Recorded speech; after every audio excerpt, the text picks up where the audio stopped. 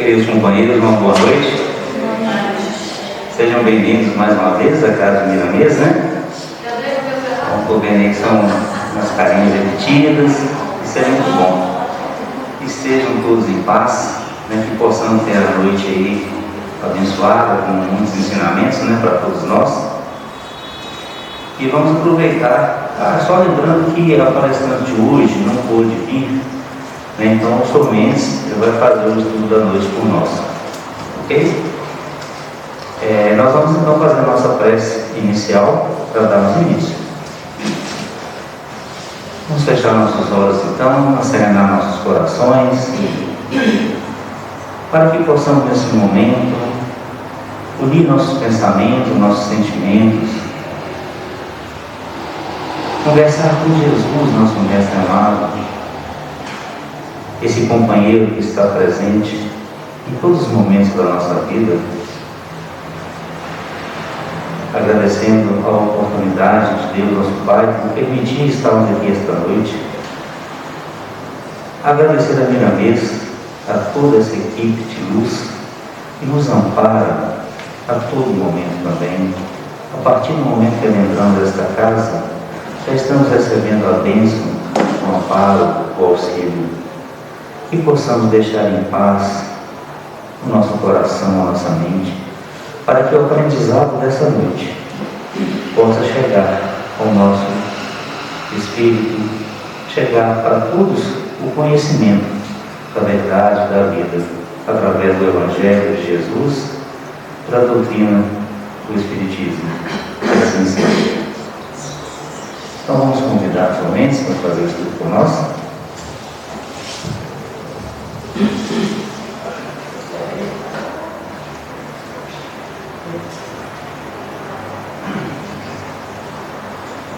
Boa noite.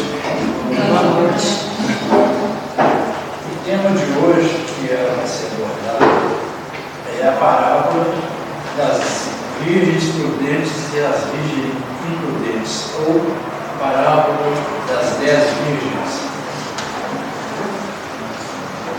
A gente tem sempre falado, né, que as parábolas de Jesus é uma forma pedagógica da melhor qualidade para a gente aprender, porque ele nos mostra claramente o que ele quer dizer, sem ele ter naquela época que falar coisas que as pessoas não iam compreender. Jesus utilizava de parábolas porque era um meio fácil de comunicar com aquele povo da região onde eles viviam, porque ele colocava as parábolas, contava uma história dentro dos costumes das pessoas e elas compreendiam com uma facilidade no ensinamento. Então, assim, era fantástico. Então, eu gosto muito de ler essas parábolas, porque elas trazem ensinamentos assim muito importantes. Claro que a gente tem que procurar ler com atenção, com calma, ler mais de uma vez para procurar entender. E muito importante para que nós compreendamos as parábolas é que nós temos que voltar o nosso pensamento lá na época. Porque se a gente for tentar analisar o conteúdo de uma parábola baseado no que a gente conhece hoje do mundo atual, das coisas que hoje, né, são atuais, a gente não vai conseguir entender, a gente não vai ter isso. Então nós temos que voltar ao nosso pensamento lá no passado, lá há 2000 anos, na região, para poder compreender os costumes, porque Jesus sempre colocava essas historinhas de acordo com os costumes, então para a gente compreender bem. Então a parábola das 10 virgens, ou das virgens prudentes e imprudentes, ou nécias significa imprudentes, né? Também. Está lá em Mateus, no capítulo 25, de 1 a 13. Eu vou ler a palavra para a gente ir conversando a respeito. Aí como eu estou substituindo a palestrante, eu vou procurar seguir esse livro que nos ensina com muita clareza que é Parábolas e Ensinos de Jesus. Esse livro de Caibar Schulte, muito bom, muito claro, que nos esclarece bem. Então, vamos seguir esse livro para que a gente tenha um entendimento bom a respeito dessa parábola. Vamos lá. O reino de Deus será comparado a 10 virgens que, tomando as suas lâmpadas, saíram ao encontro do noivo. 5 dentre elas eram nécias e 5 prudentes. Ou seja, 5 eram imprudentes e 5 eram prudentes. As imprudentes ou as nécias, tomando as suas lâmpadas, não levaram azeite consigo, mas as prudentes levaram azeite em suas vasilhas, juntamente com as lâmpadas. Tardando o noivo, toscanejaram todas elas. Toscanejar significa cochilar. Elas estavam aguardando o noivo, demorou, né? Tardando o noivo, elas cochilaram lá e adormeceram. Mas à meia-noite ouviu-se um grito: eis o noivo, sai a seu encontro. Então se levantaram todas aquelas virgens e prepararam as suas lâmpadas. E disseram às nécias às prudentes: dai-nos do vosso azeite, porque as nossas lâmpadas estão se apagando. Porém as prudentes responderam: talvez não haja bastante para nós e para vós. Ide antes aos que o vendem e comprem para vós. Enquanto foram comprá-lo, veio o noivo, e as que estavam apercebidas entraram com ele para as bodas e fechou-se a porta. Ou seja, as virgens prudentes que estavam com a lamparina acesa lá, com óleo suficiente lá para poder abastecer a lamparina, se pegar, entraram com o noivo para as bodas e fechou-se a porta. Depois vieram as outras virgens e disseram: Senhor, Senhor, abre-nos a porta. Mas ele respondeu: em verdade vos digo que não vos conheço. Portanto, vigiai, porque não sabeis nem o dia e nem a hora. Está em Mateus, capítulo 25, de 1 a 3. Então, é meio confuso, né? O entendimento da parábola, mas vamos lá por partes. Jesus, ele fala que o reino de Deus será comparado às 10 virgens, né? Jesus sempre comparou o reino de Deus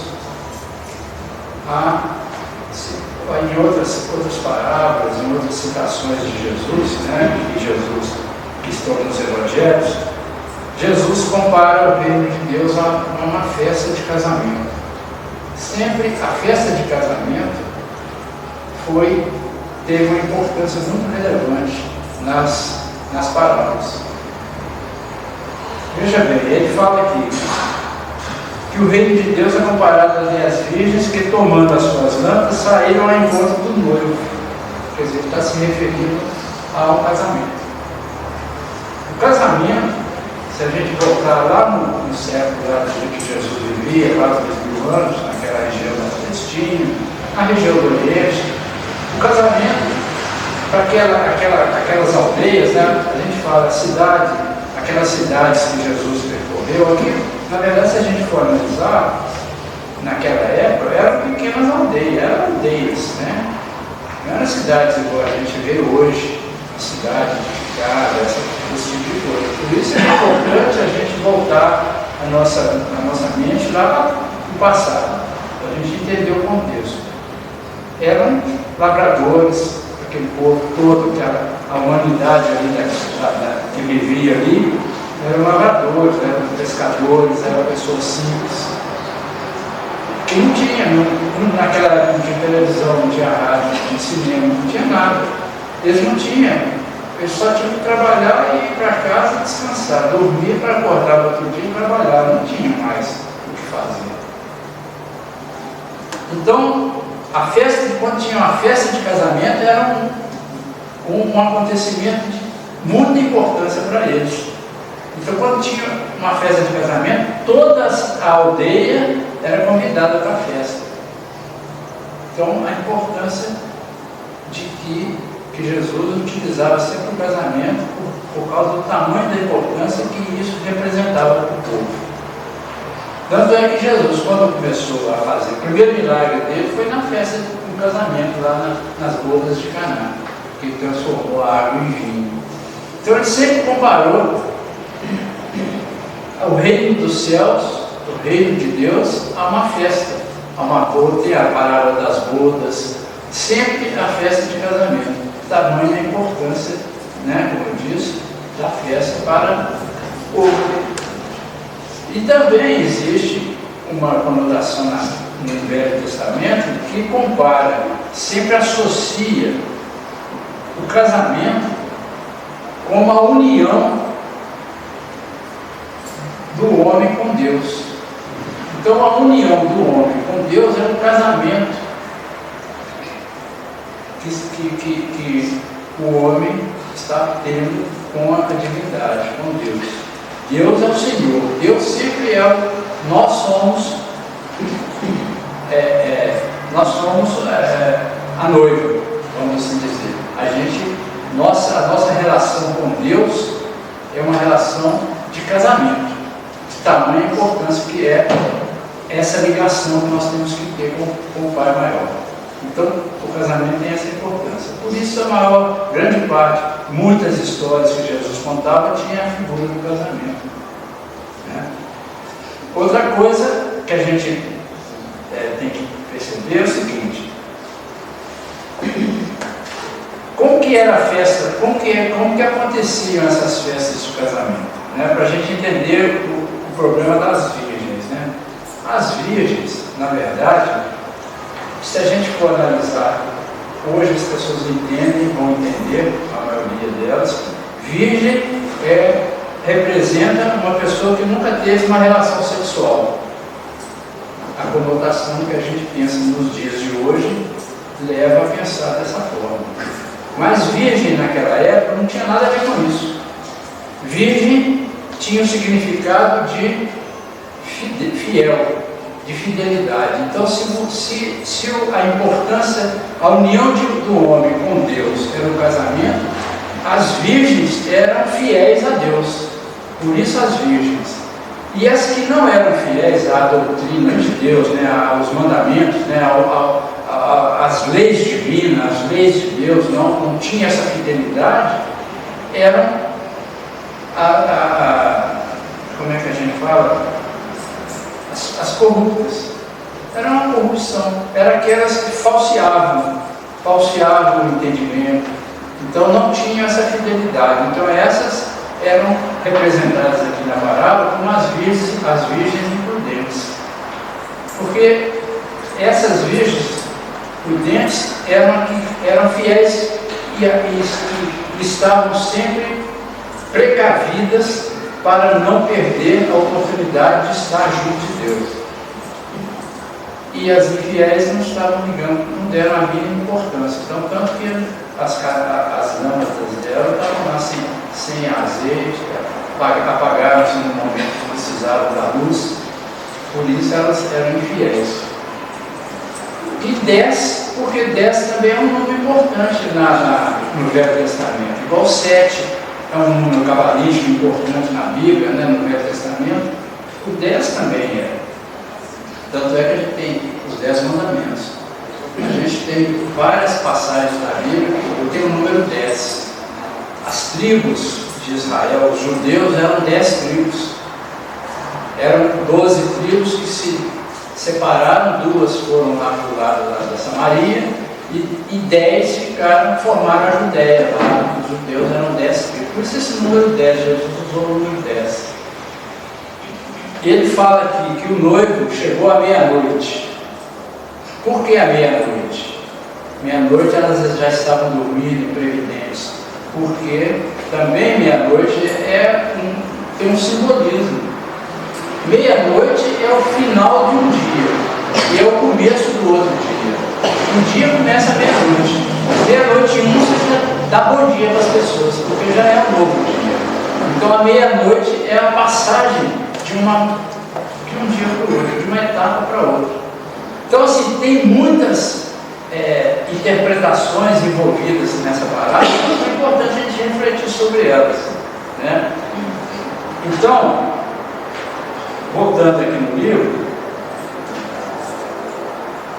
tem muito a ver com o mundo de regeneração, né? Tem muito a ver com o contexto em que os discípulos estavam conversando com Jesus, porque quando Jesus disse essa parábola, foi em resposta ao questionamento que os discípulos fizeram para ele, em particular, perguntaram para ele: mestre, quando é que vai acontecer essas coisas maravilhosas que o Senhor prega? A vida, né? O reino dos céus, né? O reino de felicidade, as coisas boas, quando é que isso vai acontecer? Então Jesus contou essa parábola. Então ele contou essa parábola dizendo que o reino de Deus será, significa no futuro. O futuro em que as virgens, que somos nós, que somos fiéis aos ensinamentos de Deus, às leis divinas, nós somos fiéis às leis divinas. Nós estamos aqui numa casa religiosa, né? Vamos dizer que o Espiritismo não é uma religião, mas tem o lado religioso. Nós temos as igrejas onde tem muitas pessoas que frequentam as igrejas e levam a sério a religião, né? Igrejas sérias, né? Independente de seja católico ou não, são as virgens. Agora, quem são as virgens prudentes? São as virgens que levam o seu óleo, seu vasilho de óleo, para que a lâmpada não apague? E quem são as virgens que não se preocuparam com isso? Todas são fiéis a Deus, fiéis ao noivo, tanto é que elas estavam lá. Mas nem todas puderam entrar na festa. Jesus sempre comparou esse tipo de coisa, esse tipo de festa de bodas com o reino de Deus, dizendo o seguinte: na parábola das bodas ele fala o seguinte, que o rei deu uma festa, uma boda, né, uma festa de casamento lá, e convidou todas as pessoas para irem na festa, né? A princípio convidou os escolhidos, né, que ele já tinha uma lista de escolhidos, mas como muitos não quiseram ir, se negaram a ir para a festa, ele mandou que os seus empregados fossem às estradas e chamassem todo mundo. Então é uma festa de casamento. E aí foi todo mundo para a festa. Aí quando o rei, né, o dono da festa, chegou, viu todo mundo lá no banquete, tinha uma pessoa que não estava vestida com a roupa oficial. E aí ele fala: pega aquela pessoa está sem a roupa oficial, pega e põe para fora. Mandou tirar aquela pessoa que ela não podia estar na festa, ela não tinha roupa oficial. É uma alegoria semelhante a essa das virgens, porque a roupa oficial é exatamente o que dá permissão para que ela pudesse entrar naquela festa. As virgens, o que elas tinham que podiam entrar na festa? A lâmpada acesa. Se elas tivessem as lamparinas acesas, elas entraram na festa. Elas entraram, a porta foi fechada. Essa porta fecha. Nós fechamos essa porta quando nós mantemos as nossas lâmpadas, as nossas claridades apagadas. Então, assim, é muito interessante a gente analisar esse lado. Então, vamos ver o que o Caibá Schutter fala sobre isso aqui. Há virgens e virgens, como eu disse, as as prudentes e as nécias, né? Porque se umas são prudentes, as outras são imprudentes.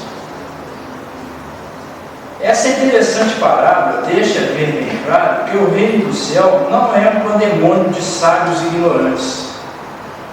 Não é um ambiente onde tem a mesma cotação com os prudentes e os tolos. Ou seja, o reino dos céus só tem, lá no reino dos céus, só prudentes. Ele não é um reino onde está misturado prudentes e imprudentes, né? A instrução espiritual é indispensável, assim como é a instrução intelectual na vida social. Os que passam a vida ociosamente, dela sugando o que tem de bom, a lhes oferecer para a satisfação de seus deleites,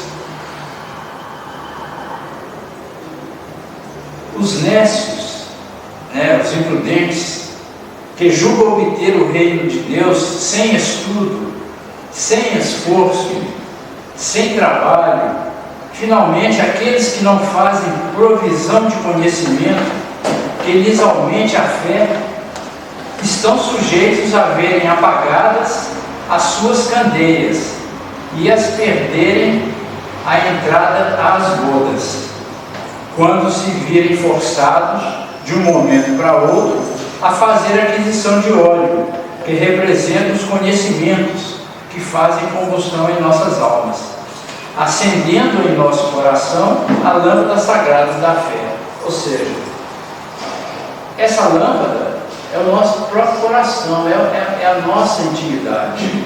Então ela precisa estar acesa, clareando o caminho.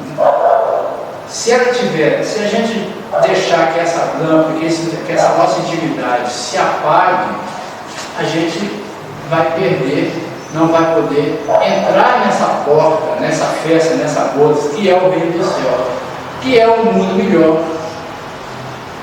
No caso aqui de futuro, que é um mundo de regeneração. No caso de presente, que é uma região melhor no plano espiritual, uma região mais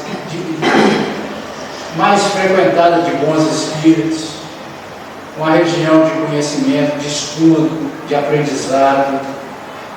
Quando a gente desencarna, nós vamos chegar, no plano espiritual e vamos nos dirigir automaticamente para regiões que estão de acordo com a nossa intimidade. Se a minha intimidade está apagada, eu vou para regiões apagadas. Se a minha intimidade estiver acesa, clara, com uma luz, eu vou para regiões iluminadas. E esse óleo que vai fazer essa luz se manter acesa, é o óleo do conhecimento, é o óleo do esforço, é o óleo do trabalho, da fé, da confiança, da ajuda ao próximo, do amor, da fraternidade. Esse é o óleo. Por isso as virgens não emprestaram o óleo para as outras que estavam sem óleo. Parecia aqui na parada que elas eram egoístas. Mas por que elas não emprestaram esse óleo para as outras? Porque esse óleo do conhecimento, de tudo isso que eu disse aqui, é a aquisição de cada um. Eu não posso emprestar boa vontade para o outro. Eu não posso emprestar as minhas mãos para o outro trabalhar. Cada um tem que cultivar a sua luz, cada um tem que ter o seu próprio óleo, tem que ter o seu próprio combustível, adquirindo no trabalho, no esforço, na boa vontade, no amor ao próximo, na fraternidade. Então eu adquiro o meu. Então se eu chegar lá no plano espiritual com a minha intimidade resplandecente, é graças ao trabalho que eu faço comigo mesmo. A minha conduta, a minha fidelidade com Deus, com os seus ensinamentos, com a sua doutrina. Com a sua doutrina não, porque com a sua lei, mas com a lei que está na minha consciência. Porque quando nós fomos criados por Deus, a primeira coisa que Ele colocou na nossa consciência foi as leis, as suas leis. E essas leis estão aqui dentro. E à medida que a gente vai fazendo brotar essas leis, desabrochar essas virtudes todas, eu vou manter acesa essa chama que vai me dar entrada a bodas, ao ambiente de festas. Porque o reino dos céus, conforme Jesus disse, é uma festa, é um reino de felicidade, é um reino de paz, de amor. Por isso é comparado às bodas. Então, a minha fidelidade me faz com que eu seja comparado às virgens prudentes, porque eu vou ter a minha candeia acesa e a minha reserva de óleo sempre ali do meu lado. Agora, se eu sou imprudente, deixo-me levar pela ociosidade, não quero saber de me esforçar para fazer a minha reforma. Eu posso até conhecer, frequentar um ambiente religioso, eu posso até fazer minhas orações, mas se eu não colocar a mão na massa, não trabalhar, não modificar o meu interior, eu vou estar fazendo isso só exteriormente. Eu não vou adquirir combustível para a minha luz vai se apagando aos poucos, porque de nada vale o que eu fizer da boca para fora. Jesus disse: não é o que entra que faz mal ao homem, mas é o que está no seu coração. E o meu coração, ele vai se alimentar de boas ações, de boas atitudes, de tudo aquilo que eu fizer em prol do bem, em prol de seguir essa lei divina, né? Então, seguindo aqui, eu falo a fé sem conhecimento pode ser comparada a uma candeia mal provida, que é à meia-noite, não dá mais luz. Interessante isso, né? Porque, olha só, as virgens ficaram lá esperando o noivo. E ele chegou à meia-noite. Quer dizer, chegou tarde da noite. Então elas não sabiam que hora que ele ia chegar. Ele podia ter chegado de manhã cedo, podia ter chegado na hora do almoço, podia ter chegado durante o dia. Aí elas ficaram esperando, sem saber a hora que o noivo ia aparecer. Ele chegou inesperadamente e elas estavam dormindo. Ou seja, é o que acontece também conosco. A gente não sabe o dia de amanhã. A gente não sabe que hora que nós vamos ter que prestar conta do que fizemos para Deus. Pode ser de uma hora para outra. Então, a virgem prudente é aquela que está preparada para qualquer momento que o noivo chegar. Elas estavam preparadas com a candeia acesa e o óleo subsalente lá para poder utilizar. Então, a gente não sabe. É como a parábola do rico insensato. O rico insensato representa um senhor muito rico que tinha muitas propriedades, muitas plantações de milho, muitos celeiros, e tinha uma colheita abundante pela frente para poder fazer das suas colheitas lá de milho. E ele pensando assim, falou: olha, eu vou ter tanto milho nessa colheita que eu não sei onde eu vou colocar. Os meus celeiros já estão abarrotados. Já sei o que eu vou fazer. Eu vou derrubar os meus celeiros e vou construir outros maiores, onde eu vou conseguir colocar toda a minha colheita. Aí apareceu um anjo para ele e falou: você é muito insensato, porque você está acumulando esse celeiro aí dessa fartura toda, pensando em crescer mais a sua fortuna, né, essa fartura, mas você é insensato, porque essa noite mesmo você vai ser chamado de volta ao mundo espiritual. Então, ele de nada adiantou a preocupação dele, o planejamento dele em fazer e construir, porque ele não ia passar daquela noite. Então é imprevidência. Então aqui nós somos assim, a gente não pensa muito em que momento que a gente vai partir. Pode ser de uma hora para outra. Então a gente é imprevidente porque a gente sempre deixa para depois o lado espiritual, sempre deixa para depois o lado fraterno. Eu tenho que visitar uma pessoa que está doente. Mas eu não vou hoje, não, que hoje eu tenho que fazer. E vou deixar para ir a semana que vem, ou vou deixar para ir para amanhã. Eu tenho que me reconciliar com uma pessoa que eu estou tendo um probleminha com ela de convivência, com meu pai muitas vezes, ou com minha mãe. Eu tenho que reconciliar com meus filhos. Às vezes, vou deixar para a semana que vem, vou deixar para depois. E a gente não sabe quando é que o noivo vai chegar. O noivo chega de repente e eu estou com a minha candeia apagada. Então, é a parábola nos alertando, né? Então, seguindo aqui ainda. Então, assim é a fé dogmática, né? Essa fé despreparada, misteriosa, abstrata. Na ocasião das provações, das dores, do sofrimento, nessa metade da noite, ou seja, porque todos passam, essa fé é semelhante ao morrão que fumega da torcida que já sugou a última gota de óleo. Então, assim, é a imprudência. A prudência, ao contrário, ele fala aqui, manda ao homem que seja precavido, que abasteça abundantemente não só a sua candeia, mas também a maior vasilha que puder transportar, com o combustível que se converte em luz para lhe iluminar os passos, o caminho, a estrada por onde tem que seguir, e que assim possa, envolto em claridade, afrontar as trevas da noite, e ainda lhe sobe luz para com ela saudar os primeiros raios do sol nascente. A prudência manda ao homem que estude, pesquise, examine, raciocine e compreenda.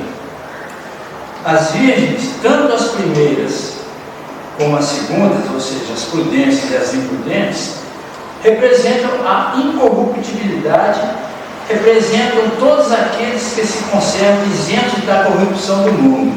Então, como eu disse, são aqueles que já não são, porque não basta não fazer o mal, temos que fazer o bem também. Então, essas virgens representam todos aqueles que já não fazem o mal, que já não são corruptos do mundo, ou seja, não são aqueles que já são fiéis a Deus, que acreditam em Deus, que temem a Deus, que oram, que vão à missa nos domingos na igreja, que vêm à fraternidade, tá? Mas são todos que conservam isento da corrupção do mundo. Mas não é bastante resguardar-se da corrupção para se aproximar do grande poder que é Jesus. Assim como sem a candeia bem abastecida de combustível, as virgens nessa não puderam ir ao encontro do noivo e entrar com ele nas bodas. Assim também, sem uma luz que esclareça e ainda uma provisão de combustível que faça luz, ninguém pode ir ao encontro do Cristo e penetrar nos umbrais da aliança espiritual para tomar parte das bodas, cantando hosanas ao santo nome de Deus. A necessidade é um entrave que paralisa o espírito. A necessidade, né? A imprevidência, entrava o espírito, arrojando-o na mais densa escuridão. Não é bastante a virgindade espiritual para a entrada da criatura no reino de Deus, mas é preciso que a mesma seja ligada ao conhecimento, a todo o conhecimento que nos foi dado por Jesus Cristo, o nosso Mestre e irmão maior. Não pode haver no céu um misto de ignorância e de santidade. Toda santidade é cheia de sabedoria, porque é da sabedoria aliada à santidade que vem a verdadeira fé e a consequência prática das boas obras. As virgens nessas, por não terem azeite, não encontraram e nem puderam receber o noivo, assim como não tomaram parte das bodas, porque suas lâmpadas se apagaram à chegada do noivo. As virgens prudentes, ao contrário, acompanharam o noivo e com eles entraram nas bodas, porque tinham as suas lâmpadas bem acesas. A religião não é uma crença abstrata, é um conjunto maravilhoso de fatos e de ensinamentos que se unem se completam e se harmonizam completamente. Só os imprudentes não a compreendem, porque não abastecem as lâmpadas que lhes iluminariam esse reino da verdade, onde as bodas eternas felicitam os espíritos trabalhadores, humildes e prudentes. A imprudência é o contrário da prudência. Esta não pode exigir onde impera aquela, não pode existir. A imprudência, ignorância, falta de tino são os maiores entraves à elevação do espírito para Deus. A prudência é cheia de sabedoria, de circunspecção, de consideração e de serenidade do espírito. A prudência não obra desordenadamente, mas se afirma pela temperança, pela sensatez e pela discrição. O inverso se dá com a imprudência. Envolta em trevas, debatendo-se em plena escuridão, não mede as responsabilidades, não prevê consequências, não arrazoa os atos que pratica. Então essa parábola ensina aos que aspiram ao reino do céu a necessidade da instrução, do cultivo do espírito, do exercício da inteligência e da razão para a obtenção do conhecimento supremo, que nos guiará à eterna felicidade. Não basta dizer Senhor, Senhor, não basta proferir preces, nem pronunciar orações mais ou menos emocionantes para que a porta da felicidade nos seja aberta. É preciso, primeiro de tudo, abastecer as lâmpadas e os vasos. O mandamento não é só amai-vos, é também instruí-vos. A sabedoria é o óleo sagrado da instrução. Sem ela não há caminho para o reino dos céus, nem entrada para a casa de Deus. Sendo essa estadia na terra um meio de instrução, seremos imprudentes se descurarmos desse dever para nos entregarmos aos labores ou diversões fúteis que nenhum progresso espiritual nos pode proporcionar.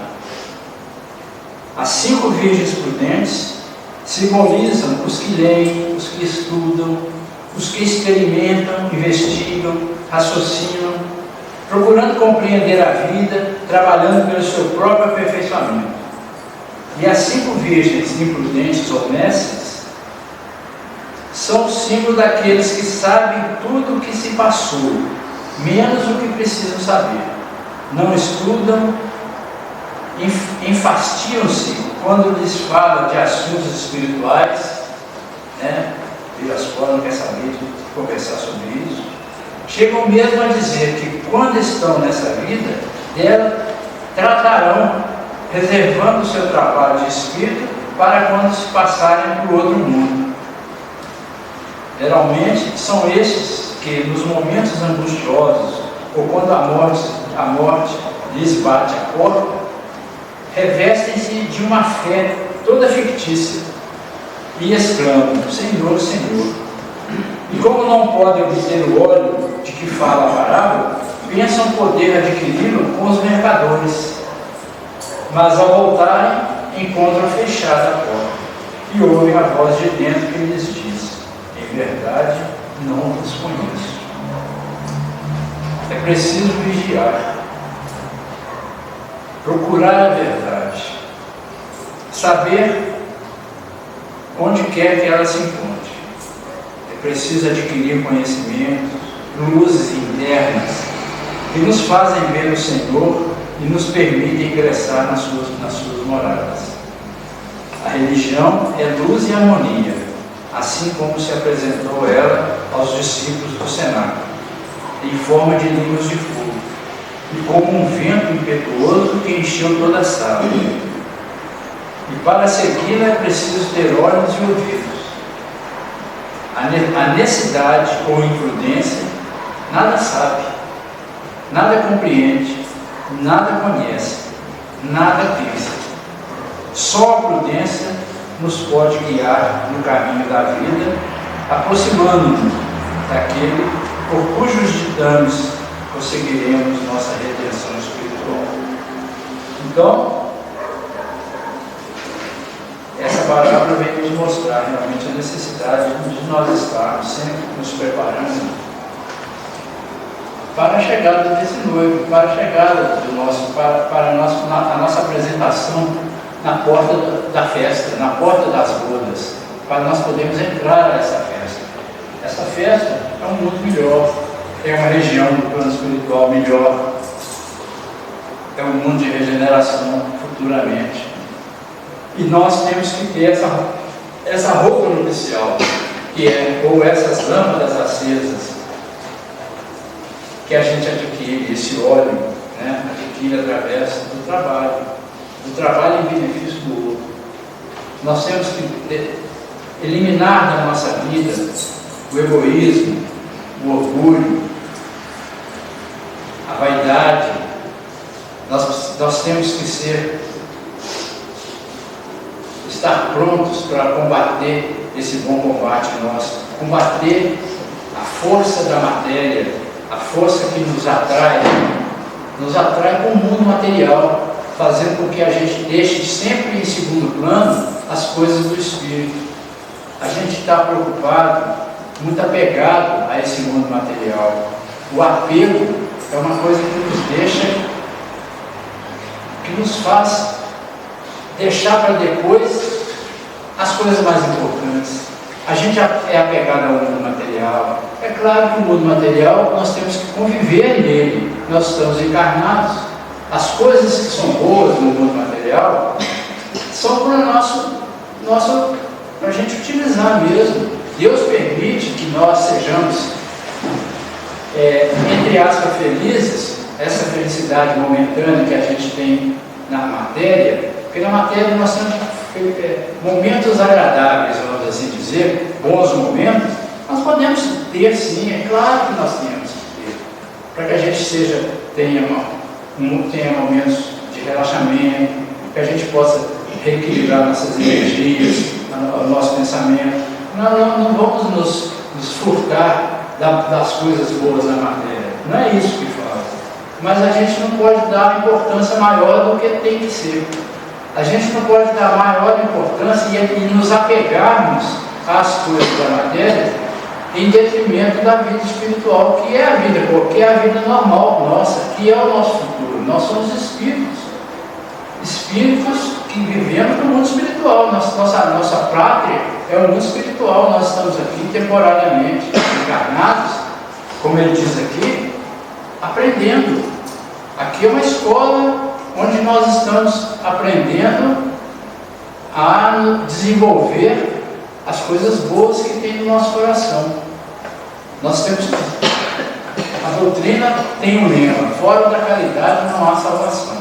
E a caridade realmente é a coisa mais importante que nós temos que fazer. Inclusive com a gente mesmo. Não, principalmente, né? Porque se não fizermos conosco mesmo, a gente não vai conseguir fazer com as outras pessoas, né? Com as outras pessoas. E a caridade, ela é tão importante, e a gente muitas vezes acha que é uma coisa simples. Caridade é só eu dar uma marmitex para uma pessoa que está com fome ali na esquina, ou tirar do bolso algum dinheiro que está sobrando na minha carteira e dar para alguém que está ali perto de mim pedindo, e me virar as costas e ficar livre das coisas. Porque a caridade é eu comprar uma cesta básica e entregar para uma pessoa que está precisando, só e pronto. Não. Isso também é caridade, mas é a caridade mais fácil que tem de fazer. A caridade real é conforme Jesus era caridoso. Qual é a caridade conforme Jesus entendia? Era o famoso BIP. Benevolência para com todos. Indulgência para com as imperfeições alheias. E perdão das ofensas. Essas três coisas formam a verdadeira caridade. Benevolência para com os outros é procurar estar do lado do lugar daquela pessoa que ao nosso ver, está agindo equivocadamente. Aquela pessoa que não tem conhecimento, aquela pessoa que não sabe o que está fazendo, não sabe as consequências das suas atitudes, consequências para si próprio, consequências para o seu próximo, que não sabe ainda que o caminho que Jesus veio nos ensinar é o caminho do amor. Então a gente ser benevolente é procurar entender e procurar ajudar essas pessoas sem malhar. A gente não pode ser conivente com o erro, mas a gente tem que ser benevolente com quem erra, porque é consequência de ignorância, de falta de conhecimento. Então nós temos, antes de malhar, de julgar, de condenar, nós temos que nos colocar no lugar da outra e ver quais as dificuldades que essa pessoa passa na vida, tem passado, o que é que lhe falta às vezes na vida, que nós temos em abundância muitas vezes, e que aquela pessoa nunca viu, nunca foi ensinada em nada. Então a gente tem que, a benevolência é isso, a gente ter compaixão da outra pessoa, não malhar, não condenar, procurar entender, procurar compreender para poder ajudar. E ser indulgente. Indulgente também é próxima à benevolência, porque a indulgência com as imperfeições, ou seja, eu não vou criticar aquela imperfeição do meu irmão, aquele erro que ele cometeu, eu não vou pegar e criticar e colocar lá para todo mundo saber, condená-lo em público, para que ele se sinta humilhado.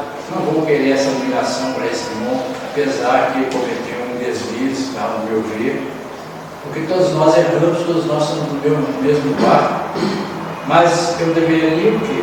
Chamar esse irmão muitas vezes, em particular, conversar com ele, explicar para ele o equívoco das atitudes dele, sem ferir a sua dignidade, sem fazer com que ele se sinta menosprezado.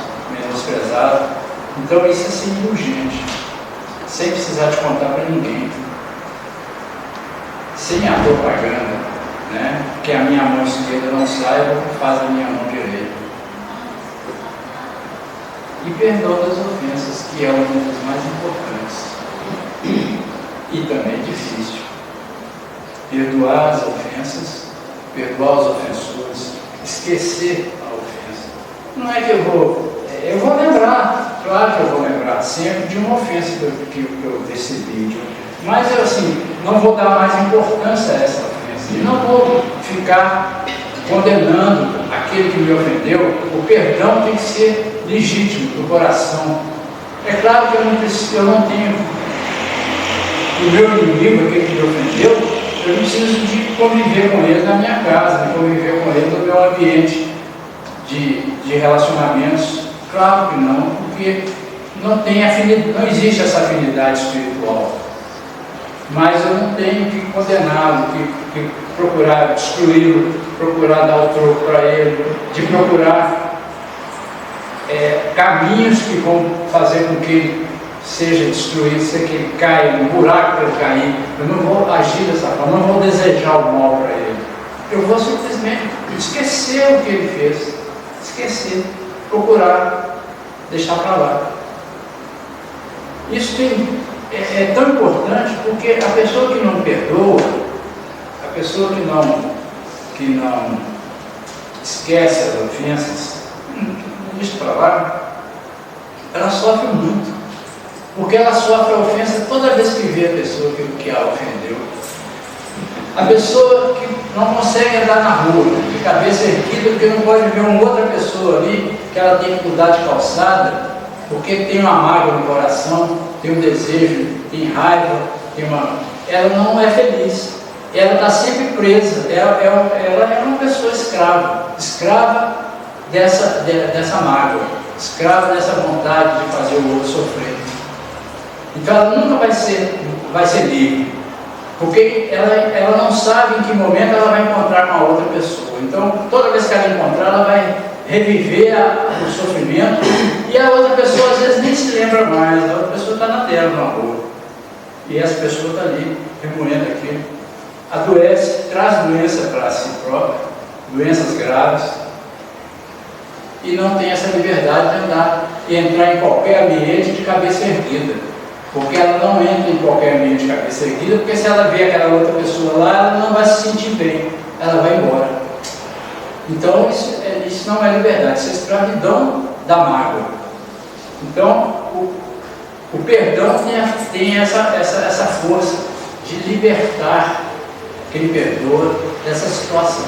Então quem perdoa está livre. Eu posso chegar num lugar, a pessoa está ali, beleza, eu passo, estou lá no meio dos meus amigos, tudo. Aquela pessoa não me incomoda mais, apesar de ter me feito alguma coisa, mas é porque eu já esqueci, deixei para lá, eu já procurei compreender, pronto.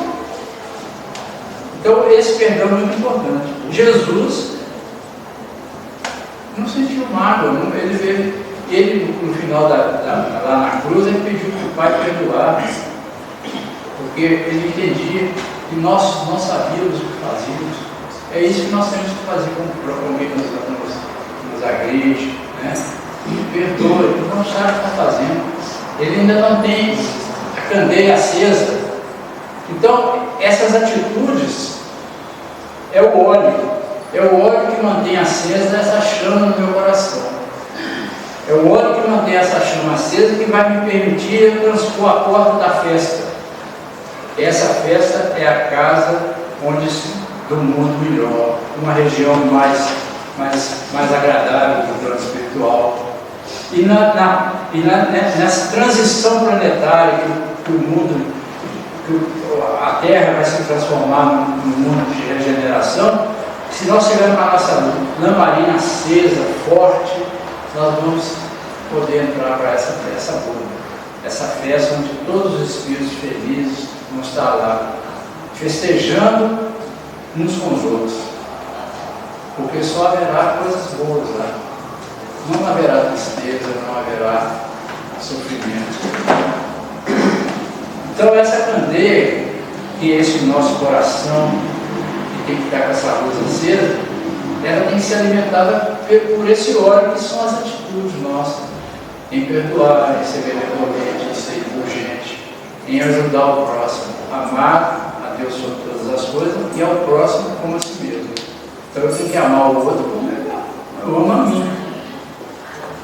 E às vezes até mais, amar o outro mais do que eu. Então eu tenho que valorizar mais o outro do que a mim próprio. Porque é o irmão que é isso que Deus quer de nós. É isso que nos prepara essa festa, essa boda. Uma convivência num mundo e com espíritos ao nosso lado, com queridos, entes queridos nossos, como amigos, todos com a mesma intenção de sempre ajudar o outro, de sempre fazer o bem, de estar ali de mão estendida, de saber dividir, de saber tomar, desapegar desse mundo material da forma que a gente muitas vezes está apegado, dando mais valor a essas coisas da matéria. Vamos ter um equilíbrio, porque nós precisamos de conviver no mundo material, porque é a nossa escola, é onde nós aprendemos a desenvolver as nossas atitudes boas, convivendo com o outro. Se eu me isolar lá na montanha, no alto, eu não vou ter a oportunidade de desenvolver em mim a caridade, de fazer o bem para ninguém, porque eu estou sozinho, isolado. Por isso a importância da reencarnação.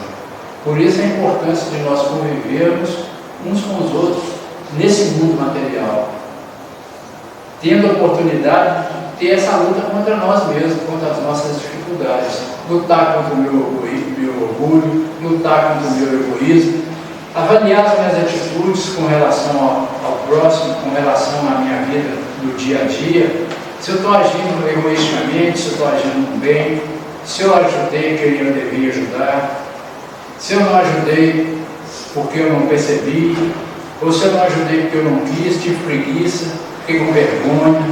Tudo isso são questões que a gente tem que ficar atento, avaliar e procurar, dentro do possível, ir modificando. Porque tem coisas que a gente não modifica assim de um dia para o outro. É claro que não. Nós temos atitudes no nosso coração, na nossa vida, que são costumes antigos, de muitas encarnações. A gente não vai de um dia para o outro, não instalar assim de dedo, eliminar isso do nosso coração e modificar, claro.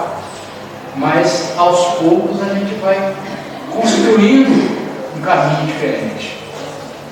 Então, se eu não faço 100% de determinada caridade, eu vou começar a fazer aos pouquinhos, 10%, vou ajudar de forma indireta, se eu não consigo ajudar diretamente, sei lá. Eu vou achar uma forma de, aos poucos, eu ir trabalhando em mim um jeito de eu conseguir fazer aquilo que eu pretendo, apesar das dificuldades que eu vou encontrar.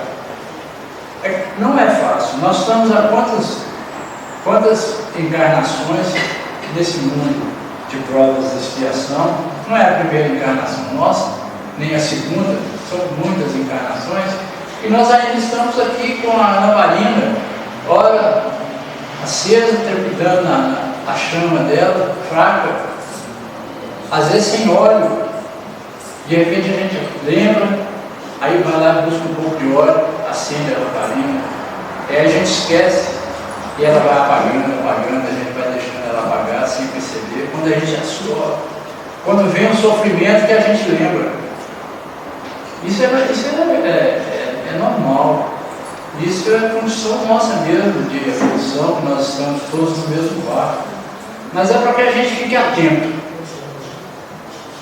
que a gente não pode deixar a luz apagar. Jesus diz, vós sois a luz do mundo, somos a luz do mundo, então nós temos que estar com essa luz acesa. Não posso colocar a minha candeia debaixo do alqueire, é um outro ensinamento de Jesus. A candeia tem que estar no velador, para iluminar o caminho de quem chega. Eu não posso acender essa candeia e colocar debaixo da cama. Então, é sempre, os ensinamentos de Jesus está sempre voltado para essa boda, esse casamento, que é essa união nossa com Deus, seguindo os seus ensinamentos, e sempre essa luz, que é a candeia, que é agora a parábola das virgens, e tem outras parábolas que a gente for analisar bem aqui no livro, né, lá no Evangelho, os Evangelhos, que sempre estão fazendo referência a uma luz, à festa de casamento, que é coisa importante. Então essa é o ensinamento dessa parábola. Só para a questão de curiosidade, só para esclarecer um pouco, né? O casamento lá das virgens, na época de Jesus, acontecia da seguinte forma: o noivo não era o noivo das 10 virgens, o noivo era um noivo. A noiva não foi citada aqui, não. Era um noivo. Por quê? Essas 10 virgens eram as damas de honra, convidadas, de confiança da noiva e do noivo. Então lá na época acontecia o seguinte: a noiva ficava lá com as damas de honra, ficavam lá preparadas para receber o noivo no dia do casamento. O noivo ia lá na casa da noiva, chegava e saía em cortejo, o noivo, a noiva e as damas de honra para a casa do noivo. E lá na casa do noivo, elas entravam, fechavam lá, entravam para a casa do noivo, e ali acontecia a festa de casamento, na casa do noivo. Então o que ele fala? Por isso que a parábola é importante a gente conhecer os hábitos da época, porque ela fala exatamente isso. As virgens, que eram as damas de honra, de confiança, estavam lá esperando o noivo para poder ir para a casa dele, para poder acontecer o casamento. Só que elas as imprudentes deixaram sem hora, deixaram as lâmpadas apagadas, não puderam seguir o noivo. Então, quando o noivo chegou, à meia-noite, porque ele poderia chegar a qualquer hora do dia. Então, para exemplificar aqui também, que a gente não sabe o que vai acontecer no dia de amanhã, a gente não sabe o nosso futuro, a gente tem que estar preparado sempre. O noivo chegou meia-noite, ela já está cochilando. Então não deu nem tempo. Aí as outras saíram correndo para comprar o óleo. Não deu tempo delas comprarem o óleo. Porque o noivo chegou, pegou as que estavam com as lamparinas acesas e foi para a festa e fechou a porta, eles ficaram de fora. É o que acontece na prática. Nós estamos desprovidos do conhecimento das boas atitudes. Mesmo com boa vontade, nós às vezes não vamos poder entrar num mundo melhor, no mundo de regeneração. Muitas vezes nós não vamos poder dar entrada porque nós não estamos preparados. Nós não estamos com a roupa nupcial. Então nós vamos ter que voltar para o mundo de prova de expiação, ficar de fora. Que é uma coisa triste. Por isso nós temos que estar prudentes, sempre nos preocupando com a nossa caminhada.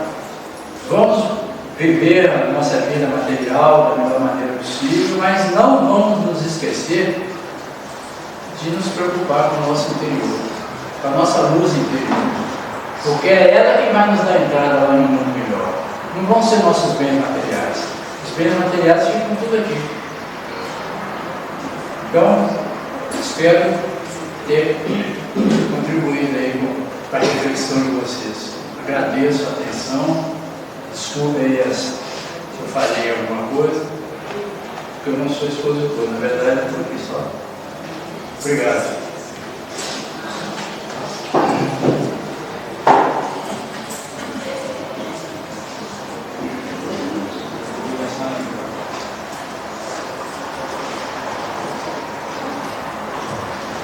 Bom, pessoal, nós que agradecemos ao Mendes por ter colaborado conosco essa noite, trazer o estudo, né? Falando em manter a luz acesa, lá na minha infância de 7, 8 anos, lá na roça, aí tinha lamparina, né? Só que não era o azeite, era o querosene, aquele perfume delicioso, né? Que era o querosene. Então, cada quarto tinha lamparina. Então tinha que manter a lamparina acesa para a noite mesmo você conseguir movimentar e dormir também com a lamparina acesa. Aí nós vamos lembrar, né, da parada do azeite, de você ter não só a lamparina, o azeite, mas ter algo mais, né? E quando esse querosene acabava, eu, corajoso demais, eu fazia até xixi no choquinho, de medo, né? Porque apagava a luz. Então a gente tem que tomar cuidado mesmo com essa reserva, né? Que a gente tem que ter para manter essa luz acesa. Igual a gente está falando do azeite aqui, o azeite são as virtudes.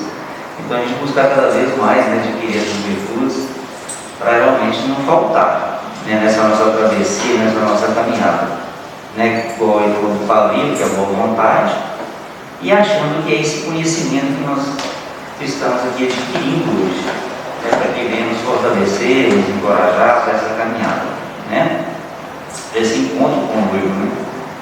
Pessoal, estamos aqui com um recado aqui, que sábado agora, dia 10 de 12, a partir das 9 horas, de 9 até as 12 horas, vamos ter aqui um bazar, né, aqui da Casa de Miramês, né, com as doações que foram entregues aqui na casa, que estão em bom estado, né, que podem ser adquiridos, então, nesse bazar aqui no sábado. Essas vendas, né, dessas doações é para manutenção da casa, né, para conservar a casa, para manter a casa limpa, manter, né, o salão, né, funcionando, a casa toda funcionando, né? Esse é o objetivo do bazar. Quem puder comparecer, vai ter muitas opções aí, tá? Estamos também em campanha, né, do Natal das famílias assistindo da Casa Miramês. Então estamos aí precisando de frango congelado, caixa de bombom, suco concentrado e panetone. Quem quiser e puder colaborar, pode deixar aí na recepção nos dias de palestra, que é segunda, quarta e domingo. Ok? Nós vamos fazer a nossa prece final e após a prece final vamos ter o passe. Quem sentir necessidade pode ficar no salão, para ter o atendimento.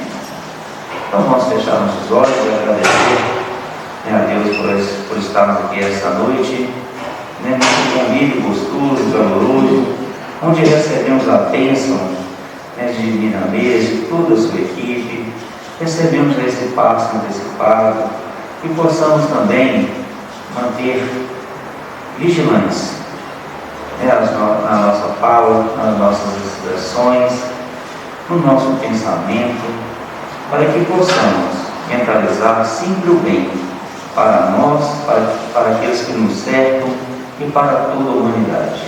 Que assim seja. Uma boa noite a todos.